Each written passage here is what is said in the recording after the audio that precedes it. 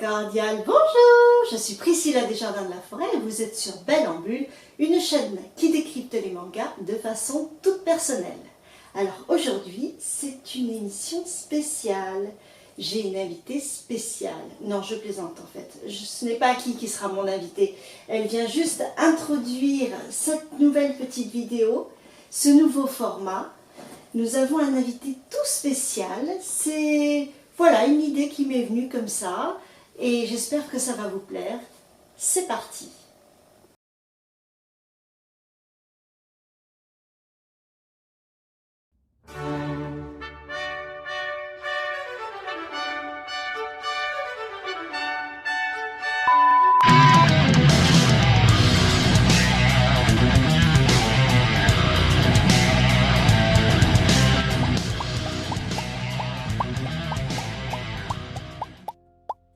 Eh bien, Salim, bonjour.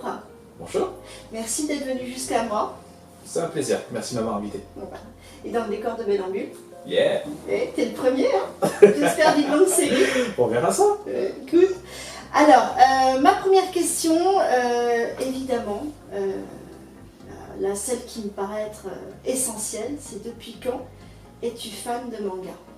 Ouf, alors je suis issu de la génération Club Dorothée, donc le manga et moi ça a toujours été une évidence, donc je regardais ça au Club Dorothée comme tout le monde, Dragon Ball, Saint Seiya, Olivier Tom, pour Captain Tsubasa en fait. Et donc en gros, j'ai baigné dedans et plutôt que d'avoir perdu ça, j'ai continué à m'y intéresser, notamment les animés, essayer de voir ce qui se faisait après, donc avec des petits coffrets DVD, ce genre de choses. Mais pour le manga papier, c'est venu un peu plus tard, donc c'est plutôt à l'adolescence que j'ai commencé en fait à monter vers le manga papier. Et pour la petite anecdote, en fait, je me rendais dans une boutique de jeux vidéo et le vendeur en fait lisait un tome de Yu Yu Hakusho. Vas-y, resitue-moi parce que là je suis perdue. Alors Yu Yu Hakusho, c'est une œuvre en fait de Yoshihiro Togashi, l'auteur de Hunter x Hunter. Ah oui, là C'était oui. son grand succès juste avant. Yu Yu Ah Hakusho. d'accord, ok. Et donc il lisait ça avec une telle passion que ça m'a attiré. Je suis allé le voir, je lui ai dit qu'est-ce que tu es en train de lire comme ça? Parce que ça a l'air vachement bien. Et de là, il m'a regardé avec des étoiles plein les yeux, il m'a montré en fait son manga, son contenu, et ça m'a directement en fait donné envie. Et c'est ce que j'ai fait. Donc je suis allé à Virgin Megastore, qui n'existe plus, oui, l'équivalent oui. de la Fnac pour les. Mais oui. Et donc en gros, je suis allé en fait là-bas et j'ai pris le premier tome de Yu Yu Hakusho, je me suis acheté, je l'ai lu. Et dans le mois qui a suivi, donc j'ai rattrapé un peu toute l'histoire, du moins sur tout ce qui était sorti. C'est carrément une grosse révélation. J'avais lu à l'époque en fait les Dragon Ball en kiosque à je crois 14 ou 18 francs, je sais plus, les petits jaunes, mais sans en faire une vraie collection, c'était vraiment occasionnel. Et là en fait, le Yu Yu Hakusho était ma vraie première œuvre manga. Donc, La première série que tu t'es achetée. Tout à fait, avec mon propre argent, tout ça. Avec voilà. quel âge? J'avais 14 ans. Ouais, c'est ça. Je vois très bien. J'imagine très bien. Trop mignon. Ouais, bah c'est cool alors, très bien. Et ben écoute, on va passer à la suivante. Donc, ça a été finalement ton premier manga. Que ça, Tout à c'est fait. la deuxième Yu question. Yu Hakusho, ouais. Premier manga que j'ai acheté avec mes sous. Premier manga, la première série. Tout à fait. Alors maintenant, donc là on était peut-être plus sur du shonen à l'époque. Quel est le style actuellement qui t'attire? Peut-être les styles. Alors, je suis toujours très shonen, j'adore ça. Mais c'est vrai que je suis plus critique qu'avant. Donc je vois tout de suite les codes, vers où ça va mener et ainsi de suite. Quelque chose qui te lasse éventuellement. Donc c'est pas tant que ça me lasse, mais c'est pas forcément ce qui va me marquer. Je vais être un peu plus ouvert et m'orienter vers d'autres types de lectures. Donc naturellement avec l'âge, on commence à orienter davantage vers les seinen, qui sont souvent un peu plus psychologiques ou poussés en termes de scénario ou plus intenses sur certains aspects. Notamment Gannibal, qui m'a beaucoup plu dernièrement. Donc ils sont actuellement chez Meian, hein, pour ceux qui nous regardent. Coucou Gannibal Meian. chez Meian, c'est et donc j'ai vraiment été happé par l'œuvre. Et c'est vraiment en fait un style de lecture qui m'intéresse, sans tomber dans le horrifique. Donc contrairement à beaucoup de gens. Oui, alors ça c'est ce qui me freinait parce que j'ai quand même vu les couvertures, je me disais, Les couvertures ça a pas l'air. paraissent beaucoup plus dures que le Oui, contenu. Alors, Pourtant, d'accord. le sujet est vraiment traité D'accord. et présent, mais c'est pas ce qui est mis devant, c'est pas en fait ça qui caractérise l'œuvre, c'est pas l'aspect gore C'est peut-être et plus cannibalisme. psychologique. Beaucoup plus psychologique, on se D'accord. pose beaucoup de questions sur ce qui s'y passe, donc, D'accord. sans parler vraiment de l'œuvre, hein, mais Oui, oui, voilà. Et du coup, c'est pas du tout ça qui prédomine. Donc, pourtant, moi, je suis plutôt contre les œuvres d'horreur de manière générale, je trouve pas mon compte. Ouais. Je peux regarder les survival games, les trucs, Ouais. voilà, où c'est juste une boucherie pour être une boucherie, mais dans l'absolu, en fait, les vrais trucs horrifiques à la Junji Ito, c'est pas quelque chose qui m'attire. D'accord. Donc pour le coup, Gannibal, non, on est vraiment plus sur une enquête policière avec beaucoup de choses où on se pose des questions très psychologiques. Est-ce qu'il y a une secte? Est-ce qu'ils ont vraiment des pratiques cannibales? Est-ce que voilà, enfin, c'est vraiment intéressant, très intense et ça n'arrête pas, ça n'arrête pas. Ah ouais, c'est pas mal. Bon, d'accord, je tenterai peut-être le coup. Moi, j'essaye de sortir un petit peu de mes sentiers battus, de ma zone de confort, justement pour mon format TikTok, pour faire découvrir et me faire découvrir moi-même plein de nouveaux thèmes. Donc là, récemment, j'avais fait Hajin. Je trouvais que c'était assez original. J'ai adoré le design des Hajin, justement. Et puis, cette critique sociétale, hein, qui est assez acerbe, hein, qui est très incisive. Donc c'est vrai, et c'est ce que je dis aux néophytes, ceux qui ne connaissent pas les mangas et qui en font une certaine idée, je leur dis, vous savez, il y a autant de choix que dans la BD, autant de thèmes abordés, et vous avez vraiment tellement de choses possibles, tellement de thèmes possibles. Bah pour moi, c'est un peu comme le cinéma ou la musique, c'est une question de goût, et donc en fonction de tes goûts, tu te orientes vers des œuvres qui peuvent t'intéresser. Donc on prend le cinéma, si tu aimes le super-héros, tu vas aller voir un film Marvel au cinéma, mais non, tu préfères le film d'auteur, donc tu vas voir un film français qui peut être très sympathique. Ça dépend vraiment de tes goûts. Et en fonction de ça, tu peux trouver ton bonheur, il suffit de bien t'orienter, bien choisir. Et c'est souvent le rôle d'un bon libraire. Donc n'hésitez pas à aller voir nos petites librairies, ils sauront vous accueillir et vous présenter des œuvres qui vous correspondront bien plus qu'un simple rayonnage à la FNAC par exemple. Ouais, ça, et puis alors souvent tu cherches le vendeur à la FNAC. C'est ça.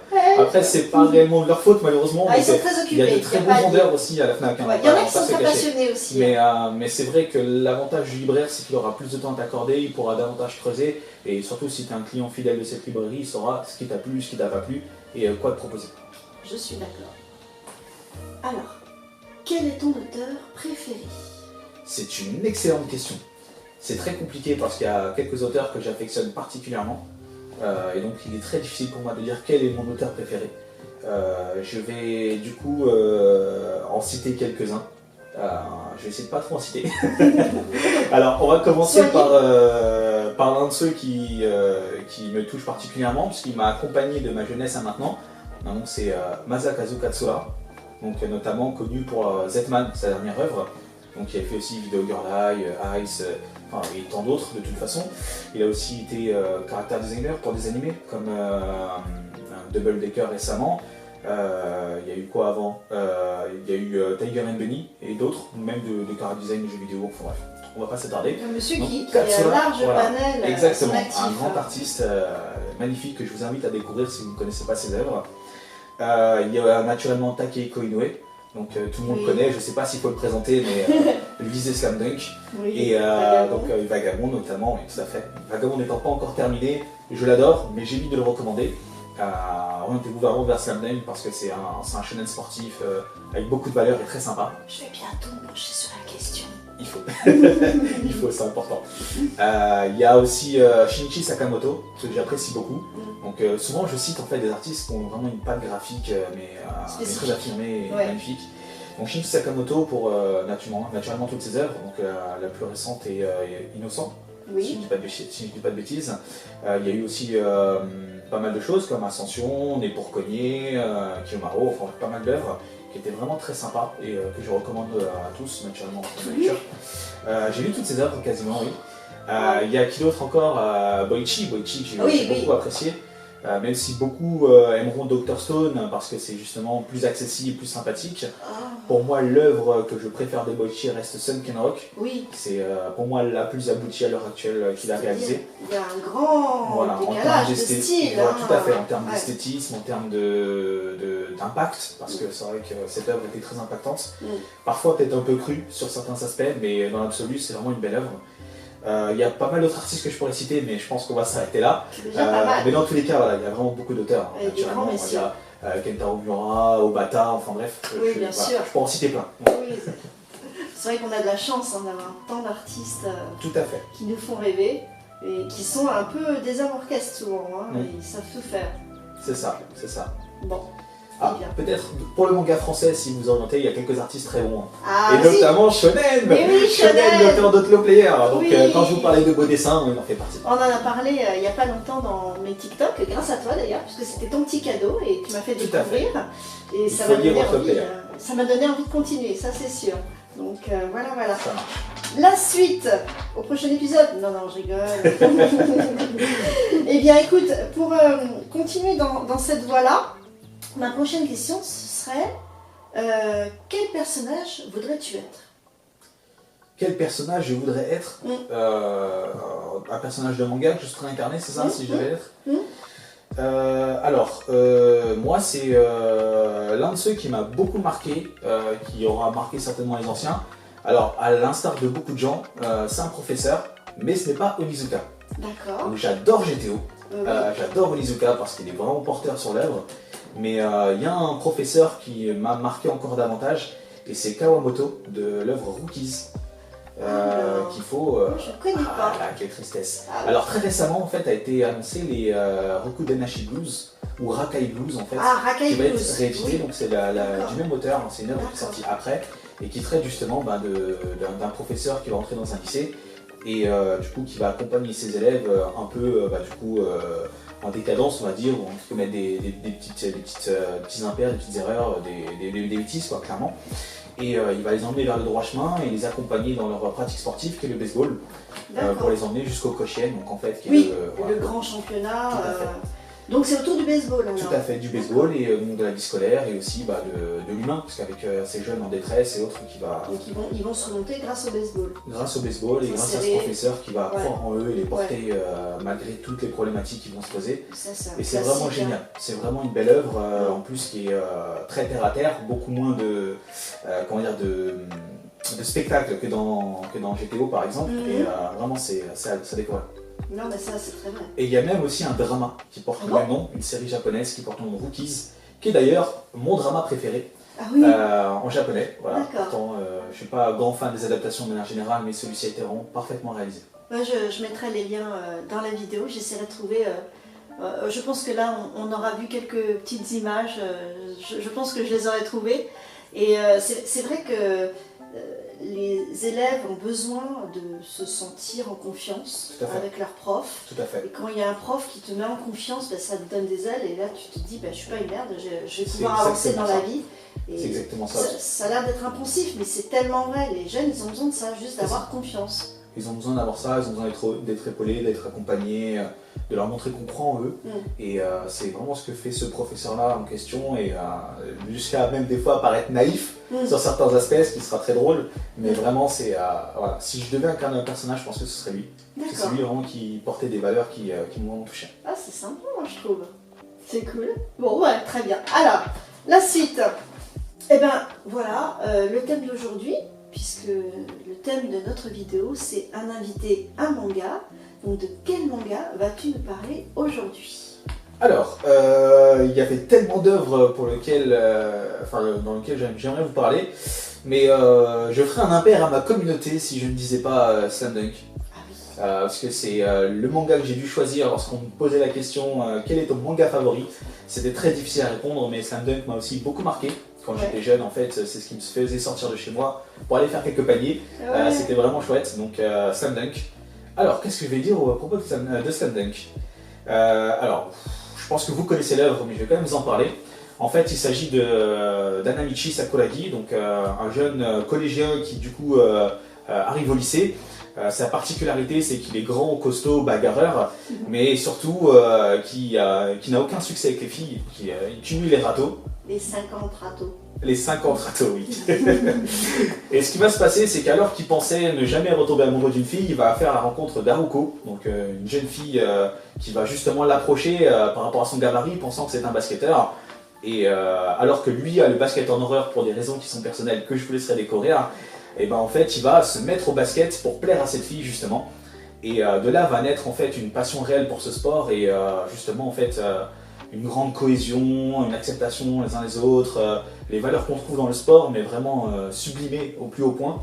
En plus de ça, cette œuvre en fait fait référence à pas mal de grandes équipes de basket d'époque, donc tous ceux de ma génération, d'avant ou légèrement après, ont connu cet âge d'or où les gens avaient même, voilà, comme Michael Jordan, où on avait même des cartes de basket à l'époque. C'est quelque chose qui s'est un peu perdu aujourd'hui, mais c'était vraiment quelque chose à l'époque, presque autant que le football, comme là maintenant, simplement. Et puis c'est très détaillé quand même. Au niveau de l'action, on sent que c'est quelqu'un qui s'y connaît, ou du moins qui s'est bien renseigné. Alors pour l'anecdote, il a été capitaine universitaire du club de basket. C'est pour ça. Donc il a pratiqué le basket et aujourd'hui en fait il finance des joueurs tout simplement. Des jeunes, voilà, tout à fait, des jeunes joueurs qui justement entament une carrière professionnelle donc à très très haut niveau et il est très impliqué dans le domaine et même dans le handi-basket avec sa dernière série Real ou Real, selon comment on souhaite l'appeler. Ouais, non, là aussi c'est beau de se dire que voilà, il y a un lien entre le manga, la vie réelle, un vrai impact sur la vie des gens. Il est très connu pour ça, pour s'impliquer personnellement dans chacune de ses œuvres, mais vraiment humainement, de manière très intense. Ce qui lui pose quelques problèmes de burn-out qu'il a pu avoir récemment, d'où les pauses qui a pu se passer. Mais dans l'absolu, c'est vraiment un artiste à part entière avec un grand A, et ça se ressent dans toutes ses œuvres. Et Slam Dunk en fait partie. D'ailleurs, Slam Dunk, un film d'animation, arrive en 2022, enfin courant de cette année. Ça devrait pas tarder et il est justement en commande du Car Design, donc on peut s'attendre à quelque chose d'exceptionnel. Et j'ai hâte, moi, personnellement, de le regarder. Parce qu'il y a eu une série animée qui date des années 90, 93 ou 96, je ne sais plus très bien. Qui a grandement tardé d'arriver chez nous. Il y a eu qu'un seul, il y a eu quelques cassettes vidéo du début, puis 1 ou 2 DVD après, sans jamais avoir la suite. Et il n'y a que là, récemment, je crois, sur la plateforme ADN, si je ne dis pas de bêtises, que les épisodes sont disponibles. Mais avant ça, il n'était jamais arrivé jusqu'à chez nous. Donc on était obligé de se tourner vers les Français. Bah oui, mais quand on n'a pas le choix, on n'a pas le choix. Hein. C'est toute notre époque. Il faut donner l'offre et puis voilà, on suit après le mouvement. Hein. Aujourd'hui, on a de la chance, on a de beaux services, notamment comme Crunchyroll et ADN. Academy, pardon. Wakanim, Crunchyroll, et puis ADN aussi, et ADN qui est il y a la chaîne manga, il y a tout ça. Tout à fait, Netflix qui produit aussi, Amazon, enfin bref. Aujourd'hui, on a vraiment accès à une offre qui est exceptionnelle. Alors, on aurait tué à l'époque pour avoir ça. On n'avait pas cette chance. Nous, justement, on n'avait que le Club Dorothée qui était déjà assez prolifique. La télévision et quelques coffrets, cassettes vidéo ou DVD, c'est tout. Ça coûte une fortune. Ah oui, totalement. Aujourd'hui, c'est beaucoup moins cher même. Ouais, de toi. Effectivement. Alors, la partie qu'on adore. C'est comme les alcooliques anonymes, c'est le moment de se présenter. Alors, bonjour à tous, c'est Malice. Alors, vous pouvez me trouver sur les réseaux, notamment YouTube, Instagram, sous le nom Univers Malice. Alors moi je suis passionné par les mangas et l'animation depuis l'enfance et j'ai toujours été très intéressé par l'envers du décor, rencontrer des artistes et autres, donc j'ai eu l'occasion d'en interviewer certains, donc c'était vraiment super. Tu as des noms notamment parmi les derniers que j'ai pu interviewer, il y avait Kawamori. Donc, qui était en fait le cara designer et papa de Escaflowne et des Macross notamment. C'est pas mal. Il y avait Shinji Aramaki, à qui on doit notamment les films d'animation Appleseed, qui a aussi œuvré sur le dernier Albator qui avait été fait et qui travaille actuellement sur les Stone Island Complex qui sont sur Netflix, justement, la nouvelle édition. Donc j'ai pu en interviewer d'autres, naturellement, de quelques mangaka aussi. Mais bon, moi, je ne vais pas non plus interviewer la planète entière. Mais alors du coup, ça, on peut les trouver sur ton compte? Du tout. En fait, ça faisait partie du web magazine qui s'appelait Yata Fanzine, qui malheureusement en fait a fermé ses portes. Donc ces interviews ne s'y retrouvent plus. Mais bon, je dois avoir peut-être la sauvegarde quelque part. Peut-être qu'un jour, je la mettrai sur ma page. Ah, ce serait bien. Ouais, complètement. Et donc au-delà de ça, qu'est-ce que j'ai fait? J'ai pu gérer un site de vente en ligne de manga d'occasion durant 2 années qui s'appelait Okazu Manga.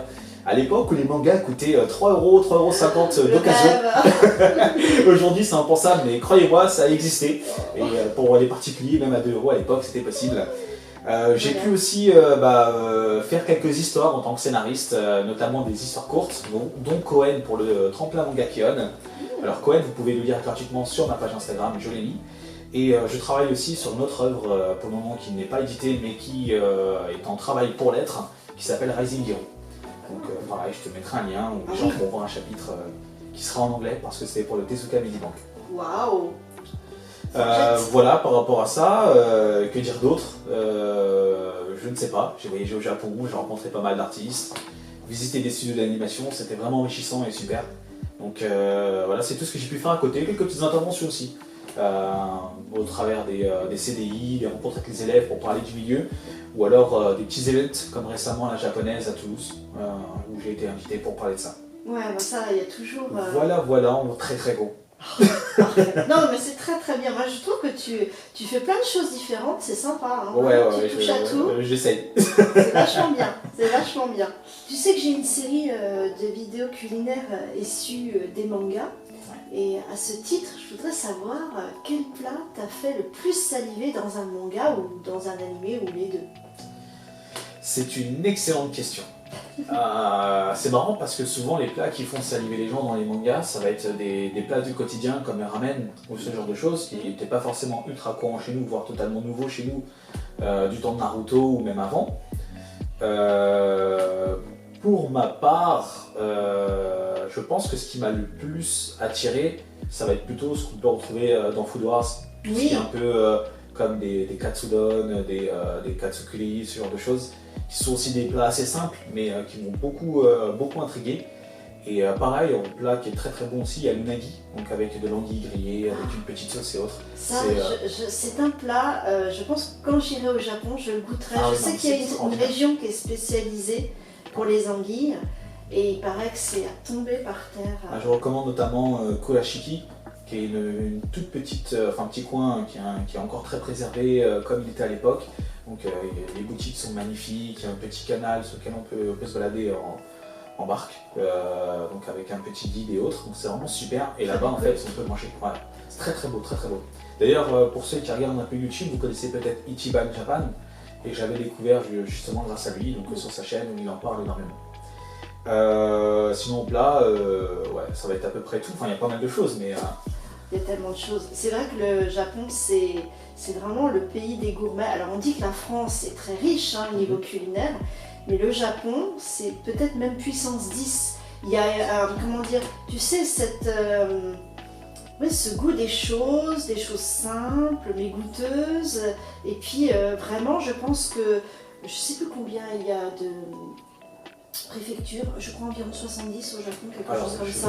Je vais éviter de prononcer. Oui, moi aussi, je vais peut-être me tromper. Il y en a beaucoup, et il paraît qu'il y a presque autant de spécialités, voire plus, dans chaque préfecture. Donc il y a un tour culinaire à faire qui prendrait un petit peu de temps. C'est normal, il y a énormément de choses à goûter, qui sont très agréables. Généralement c'est bon quand on sort des chaînes très très basiques. Oui. Mais de toute façon, réduire la cuisine japonaise au simple sushi, non effectivement, sushi même on devrait dire, ce serait réducteur, c'est comme réduire la cuisine française au cassoulet. Oui. Donc non, il y a plusieurs spécialités et c'est vraiment agréable à découvrir. Dans l'ensemble, les plats sont bons, peu importe où on se rend, c'est vraiment très bon. Et dans la grande partie, enfin la majeure partie, c'est aussi abordable en termes de prix. Oui, c'est vrai que c'est terrible. Oui, c'est terrible pour l'estomac. Et alors, quand tu es allé au Japon, c'était avant bien sûr le Covid. Tout à fait. Et tu es allé en plusieurs fois ou tu as fait un grand voyage? J'y suis allé 4 fois. 4 fois? Ouais, 4 fois. J'ai attendu très longtemps avant d'y aller. Mon premier voyage était le passage de 2015 à 2016, si je ne dis pas de bêtises, où j'ai passé Nouvel An là-bas. C'était génial. C'était génial. Nouvel An au Japon, c'est génial. Oh, ouais. Et donc j'avais passé Nouvel An là-bas, et donc j'étais rentré après, et j'ai fait 3 autres voyages, mais cette fois à l'été. D'accord, c'est pas trop chaud l'été? C'est très très chaud. C'est ça, comme dans les animés? Ouais, complètement. Il fait chaud, c'est humide, oui, c'est vraiment ça. C'est vraiment ça. Mais moi j'adore, j'aime bien la chaleur, j'adore en fait la possibilité de se balader assez léger et de profiter de tout ça, notamment au Japon, enfin en tout cas pour Tokyo, tout est climatisé, donc les boutiques, les transports, enfin bref, il y a toujours moyen de se rafraîchir. Et vous avez de toute façon la légende du distributeur tous les 50 mètres. Oui, et c'est vrai. Qui est vrai, en tout cas Tokyo qui est vrai. Et pour les boissons, c'est en moyenne à 130 yens, donc 1 euro quoi. 1 euro la bouteille d'eau, la boisson, ça va. C'est vraiment très abordable, elle est bien fraîche, c'est agréable. Et donc vraiment, moi l'été ne me dérange pas du tout. Et il y a beaucoup de matsuri, donc des petites fêtes qui sont organisées et qui donnent vraiment, vraiment vie en fait à la ville de manière générale. Mais entre ça et les harami aussi, qui sont les feux d'artifice, qui est très sympa aussi à Ça, voir. c'est le rêve pour tout fan de manga parce que, ou d'anime, on a tous vu. On a tous vu ça, ouais. Ça, et ça fait Avec rêver. leur kimono, les yukata et Oui, autres, ouais. voilà. C'est génial. Les pommes d'amour, les petits Tout à fait. poissons. Exactement, on a pu faire tout ça. et c'est J'ai vraiment l'impression qu'on connaît presque autant que les Japonais maintenant la culture. le manga, en fait, de manière générale, est une porte ouverte vers la culture japonaise. Hein. C'est inspiré de leur quotidien, de leur vie, de ce qu'ils font. Donc on retrouve énormément de choses. Et sur ça, c'est assez ressemblant. Après, bien sûr, c'est romancé, où il y a de petites choses, des variantes, mais dans l'absolu, effectivement, on n'est pas totalement dépaysé, on n'est pas totalement perdu. Moi, je dirais aux détracteurs des mangas qu'au moins, c'est une ouverture sur la culture nippone. Tout à fait. Voilà. Tout à fait. Mais bon, après, il faut être ouvert à la culture nippone, parce qu'il y en a qui sont réfractaires, mais... Pas toujours pour des bonnes raisons. Pas toujours pour des bonnes raisons. Ouais, bien souvent, c'est... Ils se privent quand même a priori, ouais, tout à fait. voilà, de quelque chose d'extraordinaire. Mais chaque culture a vraiment des richesses et des choses à apporter, donc être fermé, c'est une mauvaise chose, enfin, de mon point de vue. Après, qu'on apprécie moins une culture qu'une autre, je peux le comprendre aussi, c'est une question d'appréciation, de goût de chacun. Quoi. Bon, mais est-ce que ça va être le mot de la fin? Aucune idée. Est-ce que tu veux ajouter quelque chose? Est-ce que tu veux rajouter ou me poser une question? Tiens, pourquoi pas? On inverse, c'est ça? Ouais, alors, pour la dernière? Je vais poser une question simple. Et en même temps, ça te permettra peut-être d'embrayer sur la suite. D'accord. Alors, Belle en Bulle, Oui. dans la mesure du possible, qui sera ton prochain invité? Oula ouais, alors... Ah oui, il faut savoir, tu as vu? Alors, je te mentirais... Ou alors, qui aimerais-tu inviter? Alors, je te mentirais si je te disais que j'y avais pas songé. Cette fois, je pense faire appel à une jeune fille. Faudrait-il encore qu'elle soit d'accord? C'est une jeune fille qui parle de manga, d'animé, mais elle stream pas mal, donc c'est encore autre chose par rapport à nous. Elle fait plein de choses, elle est vraiment dans son temps. Donc j'avais envie aussi d'avoir son jugement, son feeling. Donc je pense que voilà, je lui poserai la question. Alors suite au prochain épisode, comme je le disais tout à l'heure, c'est pour le coup, c'est vraiment ça. On verra si elle aura accepté de venir et me raconter comme toi tout son background et puis toute sa passion en fait qui ressort des mangas. Voilà. C'est répondre sans répondre, on dirait un homme politique. Oh non! Si, oh non! bon, Oh non! je plaisante. Ouais. Mais dans tous les cas, si vous voulez voir quelqu'un, n'hésitez pas en fait à le mettre en commentaire, dire qui est-ce que vous aimeriez voir à ma place. Bon, il faudra qu'il fasse mieux que moi. Faut que tu passes le flambeau. Exactement, que je le transmette. Enfin, ce serait marrant, tu vois, genre, tiens, allez, on Mais ça pourrait être une bonne idée, donc n'hésitez pas à le mettre, ça donnera des idées à Belle en Bulle. Si elle n'a pas eu cette idée au préalable, ou si c'est possible, tout simplement. Cordialement vôtre! Ciao.